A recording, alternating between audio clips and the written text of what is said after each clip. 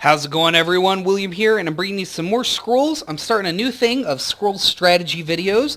This video is probably going to be pretty short and pretty concise, but it is going to be covering unit placement and board control in general. So what I wanted to talk about first was your unit placement on the board. So one of the most basic overall strategies is probably one of the most important things that I see people messing up on, and that's the fact that you only have to protect 3 of your idols. You can lose 2, and it's not a big deal. So as long as you can protect 3 idols, you're totally fine. So with that in mind, I want to talk about what is the single most important part of the board, really, which is going to be the middle row. Now, with the middle row, you want to control it.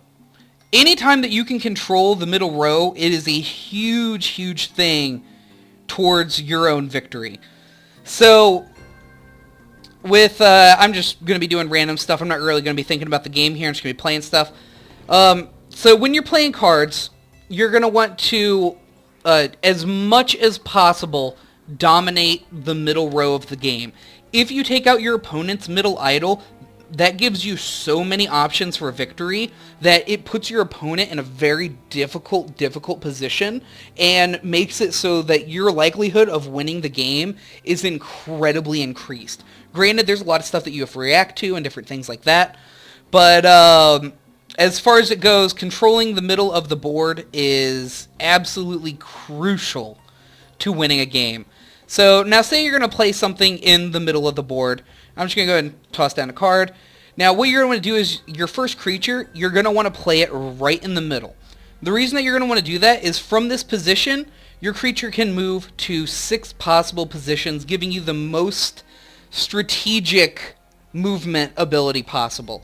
So you can do a lot of different things to react to where you need to go and what you need to get done. And then from there, you can react to what your opponent does. So, like how my opponent is playing up in the top row, and now he's dropped the Waking Stones down in the bottom. So I basically have the choice of where I want to go once I control this middle lane. I want to do everything in my power to make sure I control this lane. If I destroy his idol here, then he's going to have to split his forces to attempt to protect the top and the bottom, whereas I can just say, I got the middle lane locked down, which I could easily lock it down with some Dryatic powers. That would be so easy. I could just toss both of these on my kinsfolk, and there'd be almost nothing they could do to stop him, just because he attacks every turn. But, I mean, however you want to do it, that's not the most important part. What the most important part is making sure that you control that lane, so that way you can move on from there, and then win the game from that position. So, say you do go first, and you really, really start to dominate this middle lane. Most of the time, especially because I'm just screwing around with the computer, but most of the time when you're playing with a person, they're not going to start dropping stuff in the middle lane, because you're going to have the countdown timer on them, so you're going to kill whatever they have there. And it's incredibly important that you do that, because if they destroy your idol, you're going to be at a huge disadvantage, because again, you got to split your forces. So, if say you have a wall or something like that, like say I didn't want to put my Dryatic powers on him, I would want to move him forward. I would want to get him out of the way as much as possible. Moving him forward and getting him out of the way is going to allow my other units to move around the back much more freely, instead of having to try to go around and make it just overall more difficult depending on where all my different units are. Having them in the front is extremely advantageous, because anyone from any of these positions can easily move over, and you can move stuff out of the way much more easily. Now, that being said, if once you do get control of the middle lane, from here, if, say I wanted to take out this guy, all I'd have to do is move up, and I could drop a champion ring, and then he would lose that guy completely, and then the top half of the board would be under my control. The only thing he'd have going for him is down here he has the Waking Stones. So it's very, very, very important to control your lanes as best as you possibly can. Walls go in the front. It's very important to put your walls in the front. It's really good for your movement and being able to move around if you do use walls, which some people don't. So with that being said, that's how you have your unit placement. You're going to want to start out in the middle, and your second unit, depending on what it is, if you have a tankier unit that you started with and you want something you protect, then you're going to move your unit forward and then drop whatever you want to protect in behind it.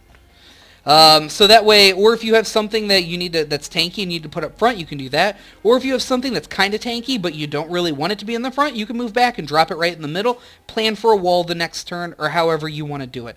So it gives you the most strategic options by playing dead in the center right when you start. And then that way you have the most options for moving around. And it's pretty straightforward. Now, from that point, I want to say don't try to control the entire board. Like I said, you can lose 2 idols. I could say screw the top lanes. I'm going to focus just on the middle and the bottom lanes, and I'm not going to let him stop me. So if I did that, the only way that he's going to be able to get down there is he's going to have to move through the middle where I'm going to have stuff that's ready to attack. So don't worry about giving up some of your idols. The idols, you can lose 2. It's not a huge deal. And the other big thing is controlling the board. In order to control the board, you have to remember that creatures can attack you and idols cannot. If you have a chance to kill a creature or kill an idol, you kill the creature. Most of the time. There are times where you're going to want to kill the idol because it's going to give you a really good strategic advantage for whatever reason. But overall, you really want to take out as many creatures as possible. Even if you feel like you're not getting anywhere because all your creatures are doing are killing his creatures and you're not getting to the idols, that means you're getting the creature lead. He's having trouble keeping anything out on the board, and he is in no position to threaten your idols. And that's actually a very commanding position for someone to be in. So just to recap real quick, I know it's a little short one. You want to dominate the middle lane, take out the middle idol. That is your key to victory. It makes the game so much easier if you dominate the middle row. The second thing is, most of the time, and again, this isn't the case 100% of the time, which I can go into more detail at some other point, as I get better, but most of the time, you're going to want to start adding your creatures in after you get your middle row away from your enemy. Because if you take out the middle idol, then all this stuff down here, he has to cross this middle line where you're going to have a whole bunch of stuff ready to start attacking his things, and it's going to take him a long time to be able to move down to the bottom, where if he's casting stuff, you can just start destroying it immediately. So, yeah, and then the last thing is kill the creatures. Right now, if I had a choice of hitting his idol, I could hit his idol for 5 damage and halfway kill it and then have a really good foothold in the middle, or I could just move up and straight up kill his creature, drop another creature either in front of my kinsfolk or drop one right in the middle. And the last thing is, if I didn't say this already, try to keep your units together. Don't try to spread out all across the board because it's going to cause you to lose. If I start being like, oh, well, I need a Gravelock up here, that puts me in a really bad position. I shouldn't do that. That would be a terrible mistake.